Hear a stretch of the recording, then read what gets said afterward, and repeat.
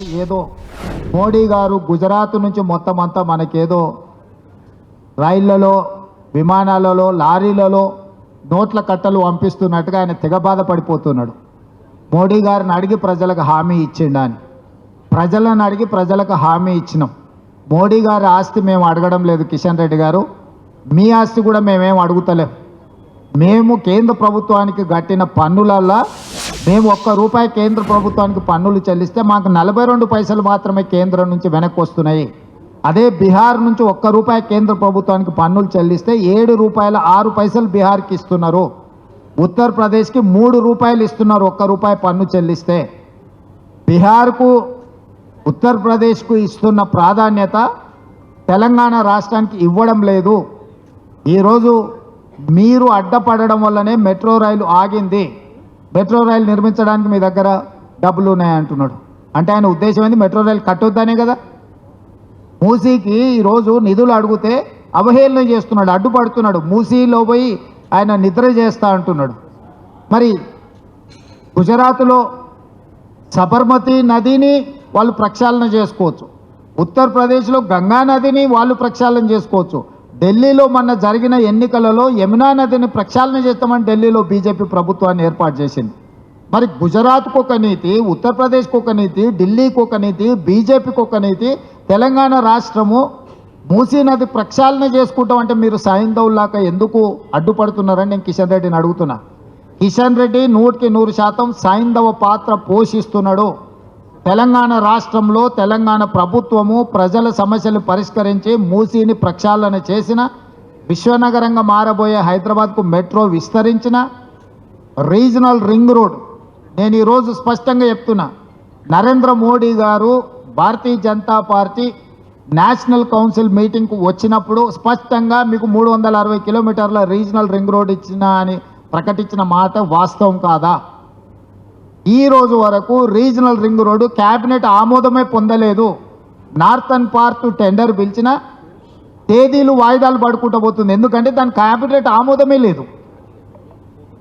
కిషన్ రెడ్డి ఒక పక్కన మెట్రోకు నేనే కృషి చేసిన అంటాడు, రీజనల్ రింగ్ రోడ్కు నేనే కృషి చేసిన అంటున్నాడు. మరి నువ్వు కేంద్ర మంత్రికి 6 సంవత్సరాలు దాటిపోయింది కిషన్ రెడ్డి గారు. ఎందుకు రీజనల్ రింగ్ రోడ్డుకు మెట్రో రైలుకు కేంద్ర మంత్రివర్గ ఆమోదం, కేంద్ర మంత్రివర్గంలో ఎజెండాలనే పెట్టడం లేదు? ఎజెండా పెట్టొద్దని సంబంధిత శాఖ మంత్రుల మీద ఒత్తిడి తెచ్చింది ఎవరు?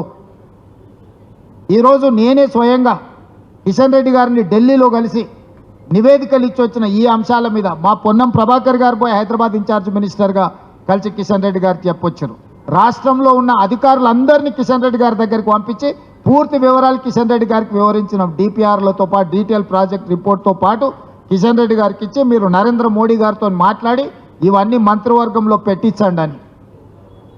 ఈరోజు మీరు 6 సంవత్సరాలు పైబడ్డది కేంద్ర మంత్రిగా, మీరు ఈ ప్రాంతానికి తీసుకొచ్చిన ఒక ప్రత్యేకమైన ప్రాజెక్ట్ ఏదో చెప్పండి కిషన్ రెడ్డి గారు. నోరేసుకొని మా మీద పడి మమ్మల్ని ఏదో బెదిరించినట్టుగా మాట్లాడుతూ ఇక్కడ బెదిరేటోళ్ళు ఎవరు లేరు కిషన్ రెడ్డి గారు. మీరు బెదిరిస్తే బెదరడానికి ఈడెవరు అంత ఉద్దరగా లేరు. నువ్వు తీసుకురా, నువ్వు మెట్రో రైలు తీసుకొస్తావా, మూసీ నది ప్రక్షాళనకు నిధులు తీసుకొస్తావా, రీజనల్ రింగ్ రోడ్డు తీసుకొస్తావా? సెమీ కండక్టర్ మన దగ్గరకు వస్తాన వాళ్ళని బెదిరించి గుజరాత్కు తీసుకెళ్ళారు. సెమీ కండక్టర్ పరిశ్రమకు సంబంధించి ఉత్తరప్రదేశ్కి ఇచ్చారు, అస్సాంకి ఇచ్చారు స్పెషల్ ఇన్సెంటివ్స్. తెలంగాణ రాష్ట్రానికి ఎందుకు ఇవ్వలేదని నేను అడుగుతున్నా. ఇవాళ ఏ విషయంలో కూడా కేంద్ర ప్రభుత్వం వైపు నుంచి మనకు అదనంగా ₹1 రాలేదు. యథాలాపంగా రావాల్సినవి మాత్రమే వచ్చినాయి. అది కూడా ₹1 పన్ను మన కేంద్ర ప్రభుత్వానికి కడితే 42 పైసలు మాత్రమే మనకు వచ్చినాయి. ఇవాళ 10 సార్లు ఢిల్లీకి వెళ్ళి ప్రధానమంత్రి నుంచి మొదలుపెట్టి ప్రతి మంత్రి దగ్గరికి మేము వెళ్ళి కలిసినాం.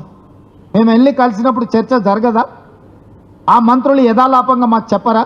అరే మీరు ఇన్నిసార్లు వచ్చి అడుగుతున్నారు, ఇన్నిసార్లు నివేదికలు ఇచ్చిపోయినావు, మీ రాష్ట్రం నుంచే ఉన్న కేంద్ర మంత్రి కిషన్ రెడ్డి గారు ఒక్కరోజు కూడా మాట్లాడట్లేదు అని అన్నాడు. నేను అడుగుతున్న కిషన్ రెడ్డిని, ఒక్కరోజైనా ఈ 6 సంవత్సరాలలో నరేంద్ర మోడీ గారి దగ్గర ప్రత్యేకమైన అపాయింట్మెంట్ తీసుకెళ్ళి తెలంగాణకి ఇవి కావాలని ఏమన్నా ఇచ్చిందా మీరు? ఏదన్నా మంత్రివర్గ సమావేశంలో తెలంగాణ రాష్ట్రానికి మెట్రో కావాలనో, తెలంగాణ రాష్ట్రానికి రీజనల్ రింగ్ రోడ్డు కావాలనో, తెలంగాణకు మూసీ నది ప్రక్షాళన కావాలనో, సెమీ కండక్టర్కి సంబంధించిన అనుమతులు కావాలనో ఏదైనా మీరు ప్రస్తావించండి. ఆ ప్రస్తావిస్తే ఏ మీటింగ్ మినిట్స్లో ఉందో చెప్పండి, ఏ పార్లమెంట్ సమావేశాలలో మీరు మాట్లాడినో చెప్పండి. మీకు చిత్తశుద్ధి లేదు. మీది ఎంతసేపు ఉన్నా సైంధవ పాత్ర. ఈరోజు కేసీఆర్ దిగిపోయిననే బాధలో, ఆయన చీకటి మిత్రుడు అధికారం కోల్పోయిన దుఃఖంలో కిషన్ రెడ్డి గారు మాకు అడ్డం పడుతున్నాడు. కిషన్ రెడ్డి గారు మీ చిత్తశుద్ధి నిరూపించుకోవాలంటే మీరు ఈ అనుమతులు తీసుకొని హైదరాబాద్కు రావాలి. హైదరాబాద్లో వరదలు వచ్చినప్పుడు బండి సంజయ్ గారు చెప్పారు, ఆటో పోతే ఆటో ఇస్తాం, లారీ పోతే లారీ ఇస్తాం, గుండు పోతే గుండు ఇస్తామన్నాడు. గుండు లేదు. బైక్ పోతే బైక్ ఇస్తామన్నాడు. గుండు పోతే గుండు ఇస్తామన్నాడు. గుండు లేదు, అరగుండు లేదు, గుండు సున్నా. ఇది మీ హామీ కాదా? ఎన్నికల్లో మీరు ఇచ్చింది కాదా? నరేంద్ర మోడీ గారు ప్రతి సంవత్సరం 2 కోట్ల ఉద్యోగాలు ఇప్పిస్తామని చెప్పి 2014 ఇచ్చిన ఎన్ని కోట్ల ఉద్యోగాలు ఇచ్చినో లెక్క చెప్పండి. నరేంద్ర మోడీ గారు 2022 లోపల ఈ దేశంలో ఉన్న ప్రతి పేదవాడికి ఇల్లు కట్టిస్తాం, ప్రధానమంత్రి ఆవాస్ యోజన అన్నాడు. తెలంగాణ రాష్ట్రానికి ఎన్ని ఇచ్చిండ్రో లెక్క చెప్పండి కిషన్ రెడ్డి గారు. మీరు రైతుల ఆదాయం 2 చేస్తా అని మీరు ఎన్నికల మేనిఫెస్టోలో పెట్టారు. రైతు వ్యతిరేక నల్ల చట్టాలు తీసుకొచ్చి 100 మందిని బలి తీసుకున్నారు ఢిల్లీలో కిషన్ రెడ్డి గారు. అప్పుడే మర్చిపోయినరా మీరు? ఇవాళ తెలంగాణలో బీసీ కులగణన చేస్తే బీసీ కులగణనలో మైనారిటీలను చేర్చారు కాబట్టి మేము తిరస్కరిస్తాం, రద్దు చేస్తామంటారు. నేను కిషన్ రెడ్డిని సూటిగా అడుగుతున్న, పక్కలున్న ఆంధ్రప్రదేశ్ మీ ప్రభుత్వమే కదా. పక్కలున్న ఆంధ్రప్రదేశ్లో మైనారిటీ రిజర్వేషన్లు రద్దు చేయండి మీకు చేతనైతే. పక్కలున్న రాష్ట్రంలో మైనారిటీలకు బీసీ రిజర్వేషన్లు లేవా? ఇవాళ కిషన్ రెడ్డిని బండి సంజయ్ సూటిగా సవాల్ ఇసురుతున్నా నేను. గుజరాత్లో 29 ముస్లిం ఉపకులాలు బీసీ రిజర్వేషన్లు అనుభవిస్తున్నారు నరేంద్ర మోడీ గారు సొంత రాష్ట్రంలో. బీహార్లో 26 ముస్లిం బీసీ కులాలు రిజర్వేషన్లు అనుభవిస్తున్నాయి. ఉత్తరప్రదేశ్లో ఉన్నాయి, మధ్యప్రదేశ్లో ఉన్నాయి, మహారాష్ట్రలో ఉన్నాయి. మీ ఏలుబడిలో ఉన్న ప్రభుత్వాలు, మీ రాష్ట్ర ప్రభుత్వాల బీసీ రిజర్వేషన్లు ముస్లిం మైనారిటీలకు వస్తున్నాయి. మండల్ కమిషనే రికమెండ్ చేసింది బీసీ ఉపకులాలలో మైనారిటీలు ఉన్నారు అని. దూదేక్లా, నూర్ భాష ఇట్లాంటివి చాలా మైనారిటీ ఉపకులాలు ఈరోజు బీసీ రిజర్వేషన్లు ఉన్నాయి. ఈరోజు కులగణన జరిగితే మీరు అధికారం కోల్పోతుందనే దుఃఖంలో కిషన్ రెడ్డి గారు ఈరోజు అడ్డం పడుతున్నాడు బీసీ కులగణన మీద. ఇన్ని మాటలు మాట్లాడుతున్నారు. మా మిత్రుడు కృష్ణమాదిగని పాపం కౌగిలించుకున్నారు, బాగానే ఆయనను వినియోగించుకున్నారు ఎన్నికలల్లో. మరి ఆంధ్రప్రదేశ్లో మీ ప్రభుత్వం ఉంది కదా, ఎందుకు ఏబిసిడి వర్గీకరణ చేయట్లేదు? మాదిగ ఉపకులాలు ఒకనాడు ఆంధ్రప్రదేశ్, తెలంగాణ ఉమ్మడి రాష్ట్రము, ఆ రోజు మాదిగ ఉపకులాలు వర్గీకరణ అమలు జరిగింది కదా. ఈరోజు తెలంగాణలో మేము అమలు చేయడానికి అన్ని నిర్ణయాలు తీసుకున్నాం. ఆంధ్రప్రదేశ్లో మీ ప్రభుత్వం ఉన్న దగ్గర ఎందుకు తీసుకోలేదు కిషన్ రెడ్డి గారు? ఇది మాదిగలకు చేస్తున్న ద్రోహం కాదా? పక్క రాష్ట్రంలో మీరు బీసీలకు ఇస్తున్న 4% రిజర్వేషన్ మీరు రద్దు చేస్తారా? మీకు చిత్తశుద్ధి ఉందా? నీకు ధైర్యం ఉన్నదా కిషన్ రెడ్డి? ఆంధ్రప్రదేశ్కి వెళ్ళి చంద్రబాబు నాయుడును డిమాండ్ చేసి మైనారిటీలకు ఇస్తున్న 4% రిజర్వేషన్ ఆంధ్రప్రదేశ్లో రద్దు చేయించరా నువ్వు? అంటే కేవలం భావోద్వేగాలను రెచ్చగొట్టి రాజకీయ ప్రయోజనం పొంది పబ్బం గడుపుకోవాలనే ప్రయత్నం తప్ప చిత్తశుద్ధి ఎక్కడుంది కిషన్ రెడ్డికి? కేంద్రంలో మా ప్రభుత్వం ఉంది కాబట్టి మేము బెదిరిస్తామని అనుకుంటున్నట్టున్నాడు కిషన్ రెడ్డి గారు. ఈ విధానం ఎక్కువ కాలం నడవదు కిషన్ రెడ్డి గారు. చాలామంది ఇట్లా వచ్చిండ్రు పోయిండ్రు బెదిరించిన వాళ్ళు. ఇవాళ మేము రాష్ట్ర ప్రభుత్వంగా ఓ బాధ్యత కలిగిన ముఖ్యమంత్రిగా ప్రధానమంత్రులను, కేంద్ర మంత్రులను కలిసి రాష్ట్రానికి రావాల్సిన నిధుల మీద, అనుమతుల మీద మేము ప్రయత్నం చేస్తున్నాం. ఒక్కరోజన్నా నువ్వు తోడొచ్చినవా? ఒక్కరోజన్నా మా ఎంబడి వచ్చి, అవును నేను కిషన్ రెడ్డి ఇంటికి స్వయంగా ఢిల్లీలో వెళ్ళి రాష్ట్రానికి ఏమేం కావాలో నేను వారికి చెప్పి వివరించి వచ్చిన. చాలా సందర్భాల్లో ఎదురుపడ్డప్పుడు నేను వారికి విజ్ఞప్తి చేసిన. ఇంత గొప్ప అవకాశం హైదరాబాద్ నగరంలో మెట్రో విస్తరించడం. ఒకరోజు దేశంలో ఢిల్లీ మొదటి స్థానం ఉంటే హైదరాబాద్ 2వ స్థానం ఉండే కాంగ్రెస్ పార్టీ కట్టిన మెట్రో. ఇవాళ మెట్రో 9వ స్థానానికి పడిపోయింది. ఇవాళ తమిళనాడుకు స్టాలిన్కు మెట్రో అనుమతి వస్తుంది, తెలంగాణకు మాత్రం రాదు. నిర్మలా సీతారామన్ గారు తమిళనాడుకు మెట్రోకి అనుమతి ఇప్పిస్తుంది, కిషన్ రెడ్డి గారు మాత్రం తెలంగాణకి ఇవ్వరు. కేవలము కిషన్ రెడ్డి గారు అడ్డుపడడం వల్లనే తెలంగాణకు తీరని అన్యాయం జరుగుతుంది. కిషన్ రెడ్డి గారికి చిత్తశుద్ధి ఉంటే అన్ని వివరాలు ఇచ్చినాం, అధికారులు కూడా కలిసి వచ్చిండ్రు. మళ్ళీ కావాలంటే నేనే స్వయంగా వచ్చి ప్రధానమంత్రి గారికి ఇచ్చిన వివరాలు అన్నిటిని కూడా డీటెయిల్ ప్రాజెక్టు రిపోర్ట్తో సహా నేను కిషన్ రెడ్డి గారికి ఇస్తా. ఎప్పటిలోగా తెలంగాణకి ఇవన్నీ అనుమతులు తెస్తాడో కిషన్ రెడ్డి గారు తెలంగాణ ప్రజలకు జవాబు చెప్పాలి. జవాబు చెప్పకుండా మేము బెదిరించి బతుకుతామంటే అది కుదరదు. బలహీన వర్గాల కోసం మేము చేస్తున్న ప్రయత్నం, ఎస్సీ ఉపకులాలకు సంబంధించిన విషయంలో మేము చేస్తున్న ప్రయత్నాన్ని మీకు అభినందించడం ఇష్టం లేకపోవచ్చు. ఒక్క రోజన్నా కిషన్ రెడ్డి గారు కేసీఆర్, హరీష్, కేటీఆర్ కులగణనలో పాల్గొనలేదు కిషన్ రెడ్డి గారు డిమాండ్ చేసిండా అండి? బీఆర్ఎస్ను ఓడిస్తామని ప్రగల్భాలు పలుకుతున్న కిషన్ రెడ్డి గారు కులగణనలో కేసీఆర్, కేటీఆర్, హరీష్ను పాల్గొనమన్న డిమాండ్ మీరు ఎందుకు చేయలేదు? వాళ్ళు మొదటి రోజు చెప్తారు, రెండో రోజు నువ్వు చెప్తావు. మీ ఇద్దరు పిఆర్ఓలు ఒక్కరే కదా. ఇప్పుడు కూడా ఈరోజు 28 తారీఖు, ఇంకా 12 గంటల వరకు టైం ఉంది. కిషన్ రెడ్డి గారు విజ్ఞప్తి చేయాలి కదా కేసీఆర్కు, కులగణనలో చేరండి, కులగణనలో చేరడం ద్వారా మనం బలహీన వర్గాలకు అండగా నిలబడతామని ఎందుకు చెప్తలేడు కిషన్ రెడ్డి గారు? ఎందుకు డిమాండ్ చేస్తలేరు? బండి సంజయ్ గారు ఎందుకు డిమాండ్ చేస్తలేరు? అంటే వాళ్ళని డిమాండ్ చేయరా? కేవలం కాంగ్రెస్ పార్టీని చేసిన వాళ్ళనే తిడతారా మీరు?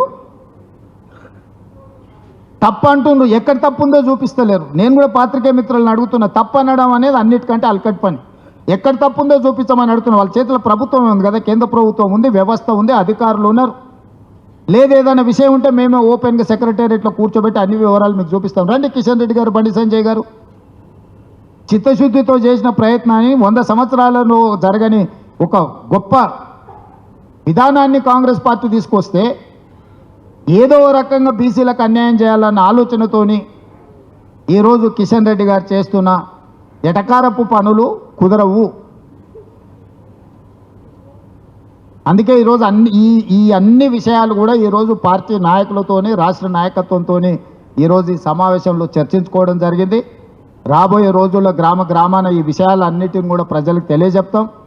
బీజేపీ బీఆర్ఎస్ చీకటి ఒప్పందంలో భాగంగా ఏ విధంగా ఈరోజు వాళ్ళు తెలంగాణకు అన్యాయం చేస్తుండో కూడా ప్రజలకు వివరించే కార్యాచరణను తీసుకుంటాం. తొందరలోనే గ్రామ స్థాయి నుంచి రాష్ట్ర స్థాయి వరకు పార్టీ నిర్మాణాన్ని చేపడతాం. గ్రామాధ్యక్షుల నుంచి రాష్ట్ర వర్కింగ్ ప్రెసిడెంట్ల వరకు పార్టీకి సంబంధించిన వాటి మీద చర్చ జరిగింది.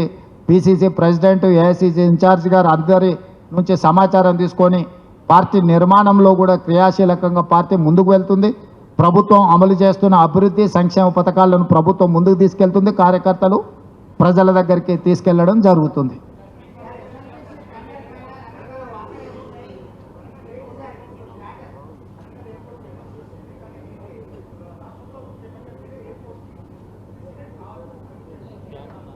అంటే నాకు అర్థం కాలే రాహుల్.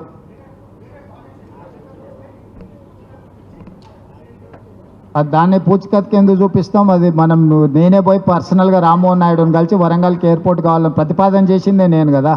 తక్కువ పడ్డ భూమిని కూడా భూసేకరణ చేసి ఎయిర్పోర్ట్కి అప్పచెప్పిందే నేను కదా. వరంగల్కి ఔటర్ రింగ్ రోడ్డు, వరంగల్కి ఎయిర్పోర్ట్ ఇచ్చిందే నేనే, భూమి ఇచ్చిందే నేనే, భూసేకరణను క్లియర్ చేసిందే నేనే. కేంద్ర ప్రభుత్వానికి వెళ్ళి పదే నివేదికలు ఇచ్చి నిపుణులను తీసుకొచ్చి మొత్తం సర్వే చేపించి రిపోర్ట్ సబ్మిట్ చేసిందే నేను వచ్చినాకనే కదలికి వచ్చింది. చంద్రశేఖరరావు 10 సంవత్సరాలు వరంగల్కి ఎయిర్పోర్ట్ రావాలని, వరంగల్కి ఔటర్ రింగ్ రోడ్డు ఉండాలని, వరంగల్కి అండర్ గ్రౌండ్ డ్రైనేజీ ఏర్పాట్లు చేయాలని ఏది చేయలేదు. కాంగ్రెస్ ప్రభుత్వం వచ్చినాక మేము చేస్తున్న పదే మీరు ఢిల్లీకి ఎందుకు వెళ్తున్నారని అడుగుతుండు కదా హరీష్, కేటీఆర్. ఇందుకోసమే వెళ్తున్నాం. ఇవాళ వచ్చిన అనుమతులని మా ఇప్పుడు రైల్వే కోచ్ ఫ్యాక్టరీ వాళ్ళు సాధించారు. కాచిపేట రైల్వే కోచ్ ఫ్యాక్టరీ నేను వచ్చినాక సాధించిన.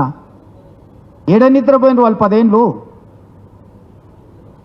సో నాకు బేసజాలు చెవు. ప్రధానమంత్రి అయినా కేంద్ర మంత్రులైనా కలిసి రాష్ట్ర ప్రభుత్వానికి రావాల్సినవి తెచ్చుకునేది మా బాధ్యత. మేము మా బాధ్యతను నిర్వహిస్తున్నాం. ఎన్నిసార్లు అయినా పోతాం ఢిల్లీకి. మేము ప్రత్యేక విమానాలలో దుబాయ్లు ఇతర దేశాలకు పోలేదు మేము. లేకపోతే ఢిల్లీకి వెళ్ళి మేము లిక్కర్ దందా చేయలేదు. మేము ఢిల్లీలో పోయి లిక్కర్ దందాలు చేస్తలేం. మేము ఢిల్లీకి పోయి రాష్ట్రానికి రావాల్సిన నిధుల గురించి, అనుమతుల గురించి అందరినీ కలుస్తున్నాం.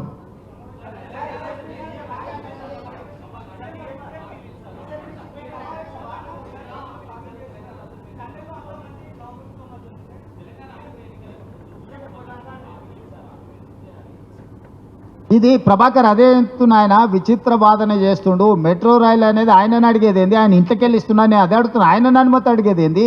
ఆయన ఓనరా ఈ దేశానికి? యజమానా ఏమన్నా? ఈ రాష్ట్రానికి రావాల్సిన హక్కు అది మెట్రో రైలు. మెట్రో రైలు క్యాబినెట్ ఆమోదం చేయాలా? అంటే మేము స్వతంత్ర రాష్ట్రంగా, స్వతంత్ర దేశంగా మేము ప్రకటించుకోవాలన్నా? ఇప్పుడు మేము గెలిచినాం కాబట్టి యూనియన్ ఆఫ్ స్టేట్స్ ఈ దేశం అనేది. సార్వభౌమాధికారం అనేది రాజ్యాంగంలో ఏం రాసిందో స్పిరిట్ ఆఫ్ కాన్స్టిట్యూషన్ని చదువుకోమని కిషన్ రెడ్డి గారిని మిమ్మల్ని అనుమతి అడిగేది ఏంది? మీరేమన్నా యజమానులా మిమ్మల్ని అనుమతి అడగడానికి? I'm not subservient to any individual. డెఫినెట్గా తీర్మానం చేసి అసెంబ్లీలో తీర్మానం చేసి తీసుకొని వెళ్తాం. కిషన్ రెడ్డి ఎట్లా ఏ విధంగా క్లియరెన్స్ తీసుకొస్తాడో చూద్దాము. వాట్స్ ఇదో ఖచ్చితంగా ఇది ఇప్పుడు భాష అనేది ఇష్టంతో నేర్చుకునేది.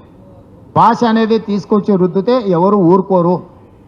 ఎవరి భాష వాళ్ళకు మాతృభాష ముద్దు. అందుకే ఈ మధ్య నిన్నగాక మొన్న ఆదేశాలు ఇచ్చిన మీరు చూసి ఉండొచ్చు.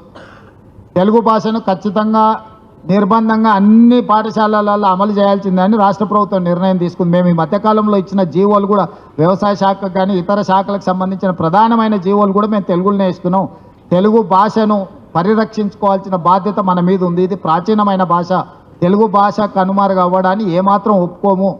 యూపీఎస్సీ పరీక్షలను కూడా తెలుగులో నిర్వహించాలి.